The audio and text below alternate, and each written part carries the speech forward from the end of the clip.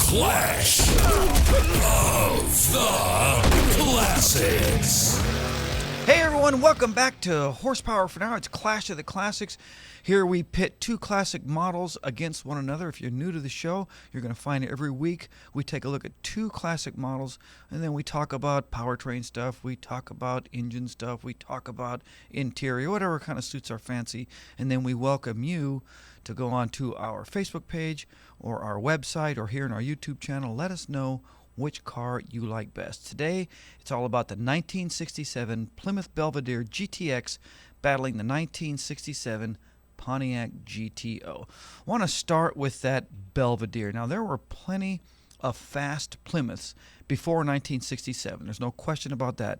But none of them had the overall performance, style, or even the image that some of the GM models had. Plymouth addressed that, and I think pretty fairly well, in 1967 with an all-out executive class hot rod in the form of this GTX. It was based loosely on the two-door hardtop and the convertible with some pretty cool exterior kind of dress-up stuff. It had a special blacked-out grille and tail panel. They put some cool fake hood scoops on it, and you gotta love the chrome gas cap.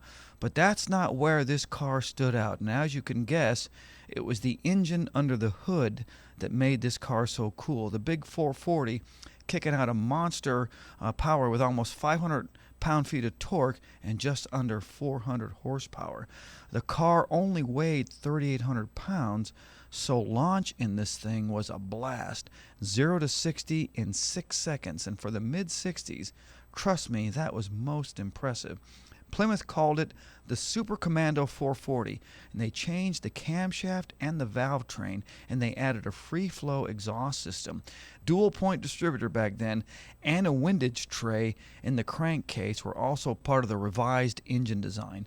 The place where Plymouth had a decided edge in the muscle car world was the transmission. We've talked about this in weeks past. They were the guys who owned the TorqueFlite 727, which is like the transmission that all others seek to emulate as far as durability and reliability goes, especially at the track. The TorqueFlite is a beast on that quarter-mile circuit. And then as far as the suspension goes, Plymouth made some cool changes there too. 6-leaf rear spring, heavy-duty shocks, torsion bars, even the ball joints were heavy-duty. This had all the critics of the day kind of scratching their head. And if there was one critique that could be offered, I would say it would have to be in the power steering. And if you guys or any of you people out there have driven a mid-60s Dodge product, you'll know what I'm talking about. It seemed like it was totally over-assisted. In fact, almost to the place where it seemed like it might be unsafe. The slightest effort, and I mean minimal effort, caused the wheel to almost spin kind of like a steering boat rudder.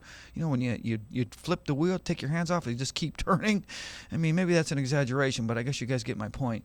Disc brakes were optional in 67, and here's the truth. If there ever was a time when an option should seriously be considered, it was now.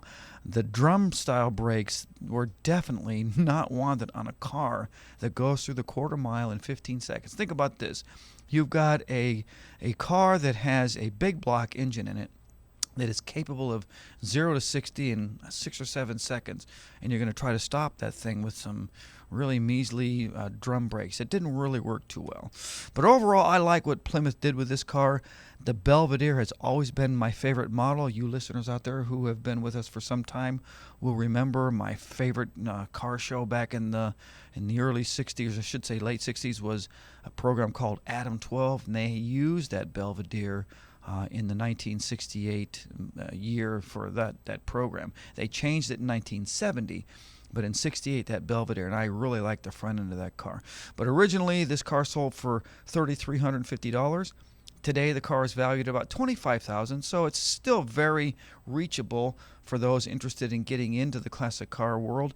It doesn't take a lot of money to get into it, and you have yourself a nice car. Before we go any further, I want to talk about the largest automatic transmission network in the world. They are the Automatic Transmission Rebuilders Association, or the ATRA. ATRA makes our Clash of the Classics possible. No one knows transmissions better than ATRA. Head on over to atra.com. There you'll find a service provider member near you. Okay, let's talk about the 1967 Pontiac Gto. I've said enough right there, haven't I? There's not a lot that can be said that hasn't already been said, but let's take a fresh look at this car here once again. This car has been the icon by which all other muscle cars have been measured for decades. Styling is that once-in-a-lifetime kind of design, seems to gain more popularity every year that passes. The 67 is, for the most part, a carryover from 1966. The matchless lines are, for the most part, the same as the prior year, but there's still several improvements that make the 67 a triumph over the 66. And again, that's just my opinion. The front grille is the first thing you notice with the 67. Definitely distinctive, but it's what's behind the grille that makes the big difference. The standard base engine was now 400 cubic inch, and that's slightly bigger than the 389 that was there the year before. The compression stayed the same, but taking over for that 360 horsepower engine from the discontinued tri-carb setup was the all-new 4-barrel high-output option. And here again, I want to take just a second to kind of make a sideline here. It might be worth mentioning that the 360 horsepower rating is somewhat underrated. Speculation over the years pegs the horsepower at about 390 to 400, and then the torque was rated at about 438 pounds. But General Motors did that deliberately for insurance reasons, and we've talked about that on other shows. But it added a hotter camshaft, there were free-flow exhaust manifolds, and then an open element air cleaner. And then for another $263, that was back in 67, the high-output engine could be fitted with a ram air package. A lot of you guys will remember that. It was a pretty cool option. I liked it. The way it worked was Pontiac added functional air scoops to the hood that would force air down through a carburetor throat. It also added stronger valve springs. There was a longer duration camshaft, some slight variation to the cylinder head design, and then what I thought was cool, and it would be cool to still have this. I'm sure someone out there actually has this. And if you do, please message me here. I would love to at least see a picture of the original instruction booklet that came from Pontiac. It was right to the buyer. It was strongly recommended to refit the closed hood scoops during wet weather. And the way they had that package was kind of unique. If you have one, please send us a picture here, because I'd like to put that on our Facebook page, the original packaging with that recommendation from General Motors that you needed to close those air vents during wet weather. Kind of silly now, but it would have been fun to have it back then. But the Ram Air versions ran a 433 differential exclusively. There was a 3-speed manual, a 4-speed manual, and then that big turbo hydromatic 400 transmission option. Now with the automatic transmission, the center console had 2 separate gates, so the driver could go full manual mode with the center shifter. And then the 2 other options for 67 were $105 disc brake option and then an $84 hood mounted tack. And that seems to be the option that most people seem to go crazy over here today. In fact, if you have a 67 GTO with that hood-mounted tack, the car is worth probably about $5,000 more than if it doesn't have that tack in it. And so for $84 back then, to have a $5,000 extension now, not a bad way to spend your money. We have seen a few of these at some of the car shows that we've done.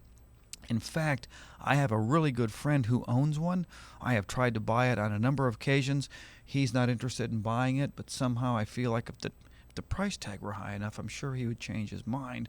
Maybe if I win the lottery, I'll be able to reach high enough. But the interior was so perfectly matched to the exterior muscle look and feel, you kind of felt like you were in the cockpit of a jet fighter. This car, I think, is, without question, I don't know if there's anybody out there that would argue with me, much like in the truck category or in the truck segment, the car that defines classic muscle car is the GTO. The truck that defines trucks is 56 Ford pickup truck, 56 F100, and then the 67 GTO, I think, are the 2 vehicles that really do kind of make themselves the poster childs for classic cars. No doubt about that. Original MSRP on this car was $3,750. I'm sure that no one will bat an eyelash when I say to you today that a 1967 Pontiac Gto starts at $80,000. Usually, and that's for a car that's rusted, that looks bad, that needs work. If you've got a car that is finished, that is ready to go, that is in roadworthy condition, it's well into the $250,000 range or even more. But today's Clash of the Classics made possible by the largest automatic transmission network in the world. They are the Automatic Transmission Rebuilders Association, simply the ATRA. These guys have certified service providers all across America. Easy to find peace of mind when it comes to transmission service and repair. Next time you're having a transmission problem, head over to atra.com. There you'll find an authorized transmission service provider near you. It's all about, once again, the 1967 Plymouth Belvedere Gtx and the 1967 Pontiac Gto. Let us know which car you like best. We'll see you next week.